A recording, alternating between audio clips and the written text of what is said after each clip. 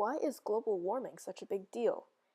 Governments are spending taxpayers' monies on it and passing laws like carbon taxes. A Google search for it turns up millions of results, and little malleable children learn about it in school and do projects on it, like this one right now. Well, for those few uninformed, here's a brief summary of global warming. Global warming is a type of climate change that is mainly caused by human activity, causing mostly carbon dioxide, but also other greenhouse gases to be emitted. Global warming's main cause is the burning of fossil fuels, which releases CO2 into the atmosphere. To get the energy to move your car, you burn fuel. Add oxygen to a hydrocarbon to get energy, carbon dioxide, and a bunch of other waste products. Greenhouse gases are so called because they warm up the atmosphere more than other gases. Due to their properties, these particles are extremely good at trapping heat in the form of infrared radiation from the sun. If left unchecked, global warming could potentially become a threat to the future of humanity. You see, after crossing a certain threshold, something called the albedo effect will take hold and make global warming something of a habit for Earth. Here's how the albedo effect works. Ice caps are incredibly important to maintaining the temperature of the Earth because they reflect an incredible amount of heat energy from the sun back into space. But say that the temperature gets warmer because of greenhouse gases. As you know, at higher temperatures, these ice caps melt into water. What this also means is that due to ice having a higher albedo than water, less energy will be reflected back into space in the future, which means more heat will be absorbed into the atmosphere, which means more melting, which means even more heat absorbed. If we ever let global temperatures cross the point of no return, positive feedback loops will begin to spiral out of control and the albedo effect will dominate, melting more and more ice in a vicious cycle even if we try our best to remove greenhouse gases, which by then it would be too late. And maybe we've just crossed one of those thresholds. Let's take a look at an article titled, "The World Passes 400 ppm Threshold Permanently." September is a month where CO2 levels in the atmosphere tend to be the lowest after an entire summer of plants absorbing it. However, the most recent September was the first year in human history where carbon dioxide levels did not drop below 400 ppm. Based on this, and the fact that ever since the Industrial Revolution, humans have been pumping CO2 into the atmosphere at unprecedented rates, the scientists at Climate Central have come to the conclusion that barring isolated incidents like a large tropical storm, the world's CO2 levels will not be dropping below 400 ppm in the lifetimes of anyone alive today. This article was first published on the website Climate Central by Brian Kahn on September 27, 2016.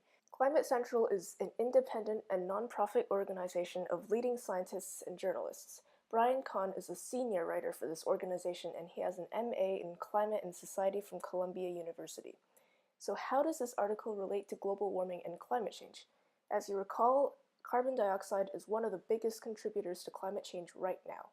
According to the Carbon Dioxide Information Analysis Center, carbon dioxide is relatively impotent compared to other greenhouse gases. Nitrous oxide is almost 300 times as potent, but since it lasts in the atmosphere for so long, its global warming effects are far more permanent. Besides, rightly or wrongly, it's the most famous greenhouse gas. The first question that rose to my mind was, how did they get this data? Why were there no details on the methodology in their article? I saw that the article mentioned Mauna Loa as a place where this data was gathered and ended up doing more research into it myself. Take a look. The Mauna Loa Observatory is located on the site of a volcano called Mauna Loa. Surprising. It is a carbon dioxide observatory. This means that the institution specializes in the continuous monitoring of CO2 levels in the atmosphere. The Mauna Loa Observatory is one of the most famous collectors of data relating to global warming in the world. By the way, the location of Mauna Loa was chosen because the air they collect at that location has arrived there on the wind from many different air masses, making it a good representation of the atmospheric composition of the world. First, they imported air from the mountainside on the volcano Mauna Loa, which was where the observatory is located on. Since the presence of H2O skews the ratios of other gases collected, what they really want is dry air. The air is pumped through a cold chamber where it is cooled and all of the water vapor freezes out on the walls. The dried air is now pumped into a cylindrical tube with a round glass window on either end. A laser of infrared light is sent through one end and out the other, where a sensitive screen detects the amount of infrared light that hits it, because, as mentioned before, greenhouse gases are extremely good absorbers of infrared light. This information is processed in a device designed to take the data from the amount of infrared light that hit the screen and process it to find out how much of the light was absorbed by CO2. This technology undergoes constant maintenance to be able to calculate the precise composition of the air that came from outside. This new information caused me to ask, why doesn't the volcano Mauna Loa is on interfere with the carbon dioxide measurements, skewing the carbon dioxide concentration to the upper end of the scale? The simple answer is it does, but only at certain times. Let's take a look at a graph of average CO2 levels observed at Mauna Loa. The periods of time where the calculations are affected by CO2 emitted from the volcano are highlighted in orange. Most of the time, the observatory experiences baseline levels of CO2 that are reflective of global averages, indicated by blue lines. When volcanic activity increases, the CO2 levels become so drastically different from the baseline values that they are easily identified and removed from the calculations. Another thing that should be cleared up is that ppm is a commonly used unit that stands for parts per million. If there are 400 ppm of CO2 in the atmosphere, that means that 400 out of 1 million particles in the air are CO2 molecules. This sounds like a small amount, but take a look at this. To provide some context, the earliest found skeletons of genetically modern human beings were dated back to 200,000 years ago. This means that for all of human history until after the Industrial Revolution, CO2 levels have never been above 300 parts per million, let alone 400. And the last time there was this much CO2 in the atmosphere, there were no humans. And you think Canada's cold now? Well, ideally, it should be even colder. So, is this article scientific? Based on my evaluation, I'd say yes.